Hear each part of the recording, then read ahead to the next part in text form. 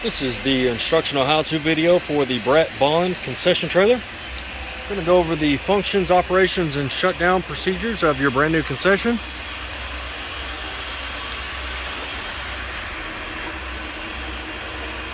Both your propane tanks here are empty. However, my tank is live that I've done the testing with for your trailer itself. I'm running on the city water field connection side. Pressurized water on this side. If you want to bypass that and run on the freshwater tank and use the water pump, you can do so on this side here. Also on this side is the waste drain valve. Remove that 3-inch cap, hook up your 3-inch RV waste hose, pull the gate valve out to the side, release contents from the wastewater tank itself.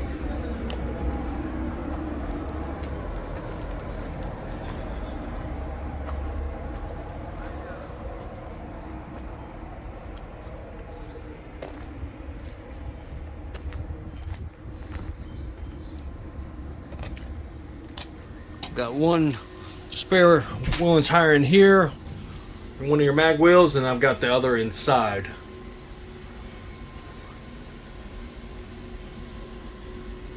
Let me show you all I went ahead and put a couple of brackets to be able to hold this long power cord out of the way, make it easier to get it out of the way each and every time you set it up. 100 amp panel, all 20 amp independent circuits.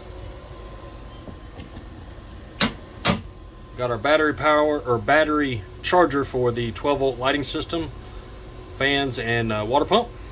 Of course, the battery for the 12-volt lights as well. Water heater in here.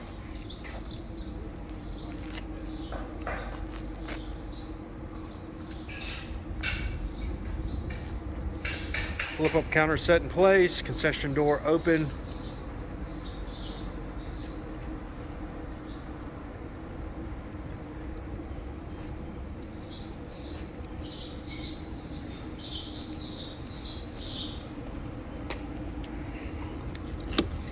Exterior plug here behind the entry door itself. Go ahead and open this door up. I'll put a door latch on, be able to help hold that door open. That way you can close the screen if you choose to do so.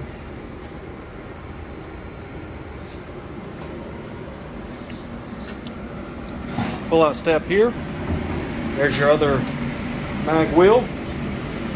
Stainless steel tables with stainless steel shelves and stainless steel legs as requested. Got your Ansel system, control head, everything located here. Cable pull right here by the rear entry door.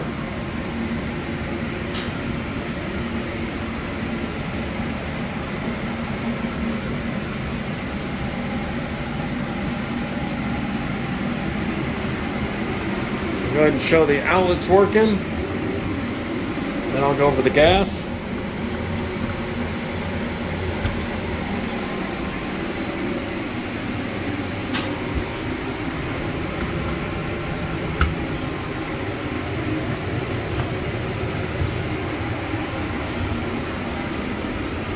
Plug here at the front of the window.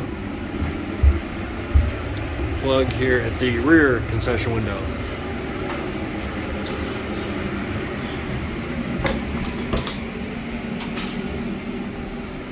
Got the cooler down, I guess 30 degrees, somewhere in there. This is a beverage air unit that you'd requested. Kind of step back and let you get a glance at that.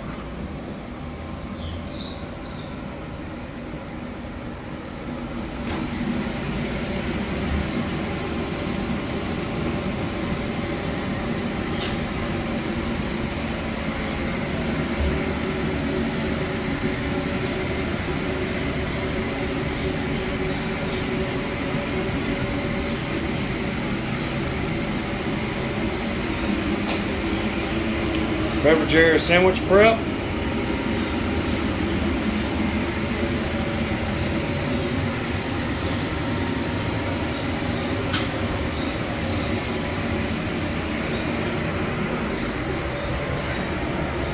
38 degrees.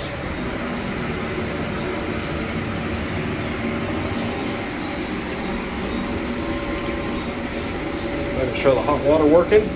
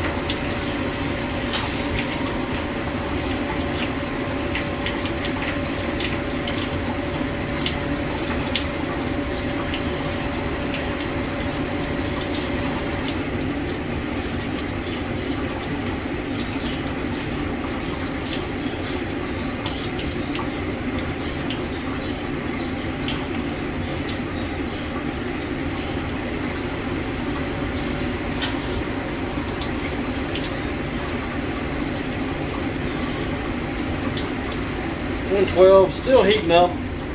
Allow yourself adequate time for that to fully heat up. That is a big water heater. I would make sure I had 15-20 minutes to spare for that.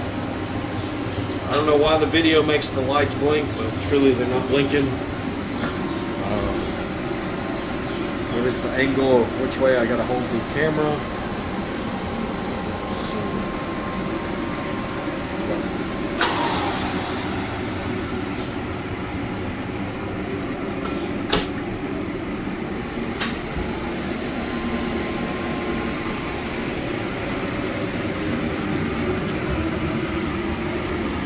So for lighting the equipment, this unit, as you've had one before, as long as you got gas supply and your electricity to it, you'll be able to turn it on. It self-ignites. For the stove and the griddle and the fryer, you have to light with lighters like this.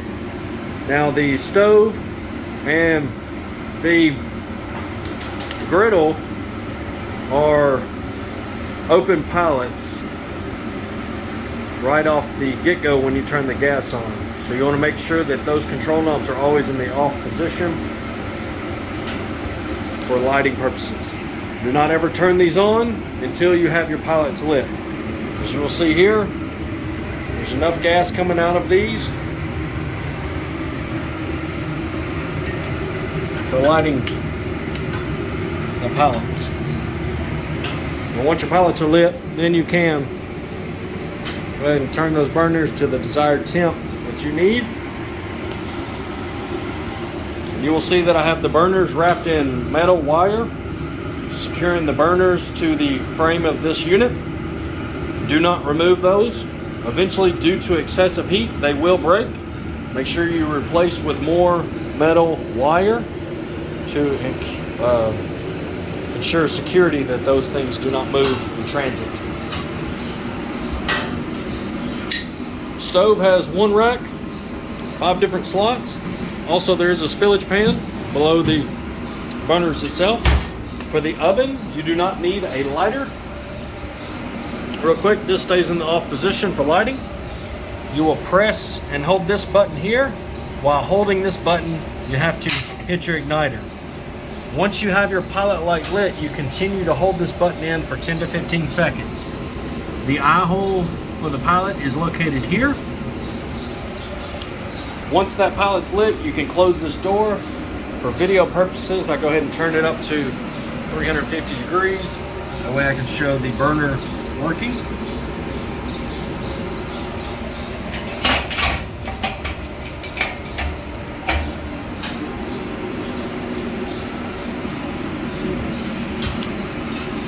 Alright, as we move on to the griddle, same thing, stays in the off position.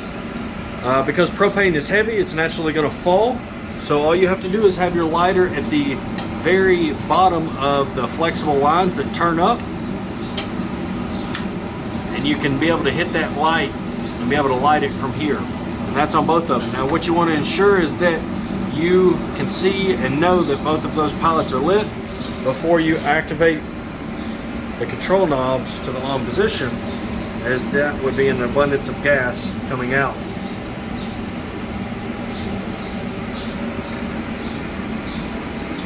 Your spillage pan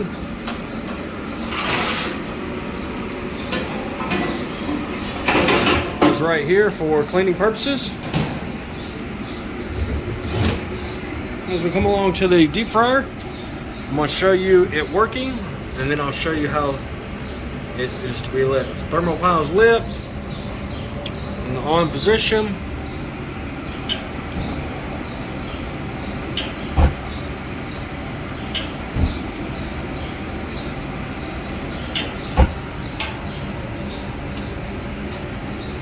Alrighty, so I've got everything back off on this.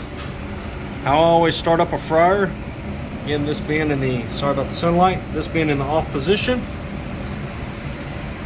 Try to block it. I start with, rotate this on and off twice to make sure this thermostat connects with this gas valve. At that point, you can turn this gas valve to where the L meets the red dot. It allows you to push in. You'll push and hold here and administer fire to your thermal pile. Once that thermal pile is lit, continue to hold this pilot button in place for about 15 to 20 seconds. If you can slowly release this pilot button and keep your thermal pile lit with a good strong flame, then you can activate to the on position, and when you're ready to do so, activate your thermostat. Just make sure at the end of the day, turn this back off, as well as your gas valve itself. In the fridge behind me, there is a drain tube that threads into this port here. Allows you to be able to dump the contents from the vat before you transport this unit each and every time. Plan to have plenty of these lighters on hand. Also in this unit, this is the fryer packet, paperwork, legs. Got your, for the one for the Moffat, for the stove, for the beverage air unit, and then for the other beverage air unit itself. Do take the time to read over paperwork to make sure that you're acquainted with all of the maintenance and servicing and how to properly use your appliances. Now, as far as your hood system, again, it is set up for the fire suppression over the equipment that we have selected. Nobody other than a licensed fire suppression company needs to tamper with this system. It will need to be tagged and certified by your local state and local fire marshal.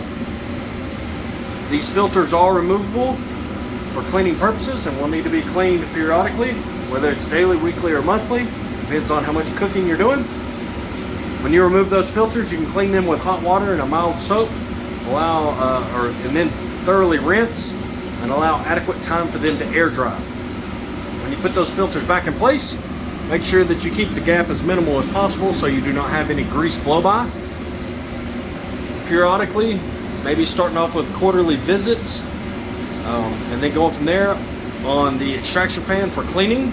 Make sure it's all good to go and there's no grease buildup in the top fan housing outside.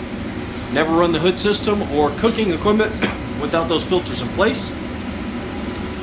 Also, what grease doesn't collect in those filters goes to the drip tray and goes to the drip cup at the end. You'll want to monitor that daily as well.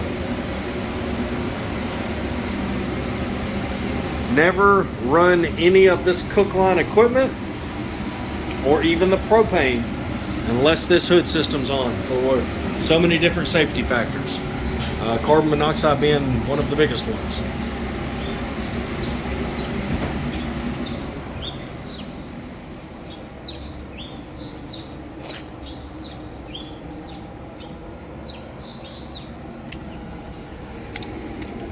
At the end of each day and or before transit, always make sure that you cut your gas valve off immediately and then cut your propane tank off as well.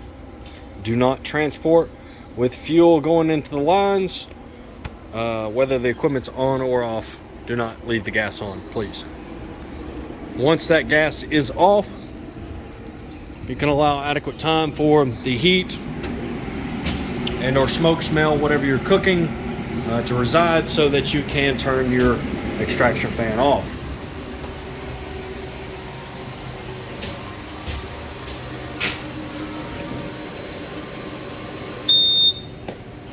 Go ahead and power that unit down.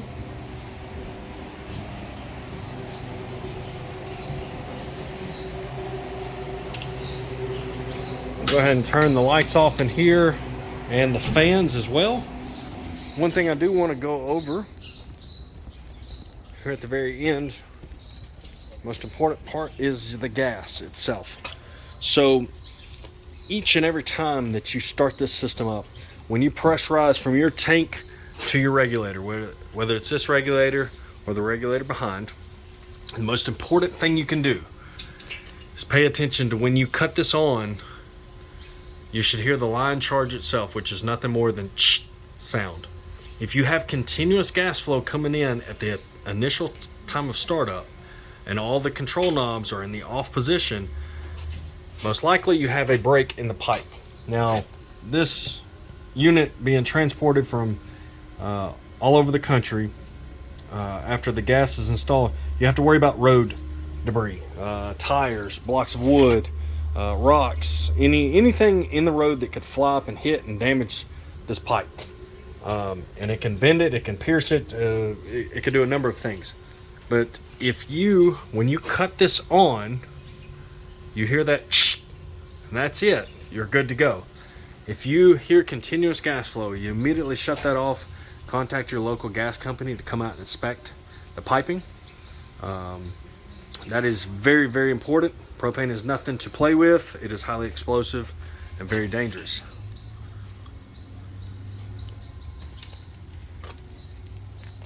At the end of each day, make sure that you have everything turned off, all electrical draw. Obviously, you want to disconnect your wastewater hose and your freshwater hose if you're hooked up to both of those. Once a year, you will need to remove this chrome cap, and behind that is a rubber cap that needs to be removed to get to the grease zerk fitting. That's on each wheel. That way you can apply grease to the wheel bearings. You need to do it at least once a year. If you're going to travel a lot with it, I would recommend once a quarter, just to ensure long-lasting life.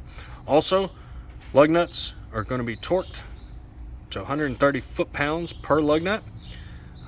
Need to be checked periodically. I always state that one should check before they ever go on the road, lug nuts as well as tire pressure each and every time. Also, with that being said, make sure that tail lights are always functioning, brake lights, blinkers, and run lights at all times. Make sure that you don't just pull on that door, that you do unclip the latch to be able to shut and latch it. With that, pressing upward allows that counter to go back down, and then as well being able to close that flip up door. Make sure you pull that power cord back in as well. We thank you so much for taking the time to watch this video. We make these videos to be able to show the customer their product before they come in and pick it up, and or before the unit is delivered to them. If you do have any questions or concerns about this video or your trailer itself, please do not hesitate to reach out, to us. We're glad to assist in any way. We thank you so much for your business and wish you the very best.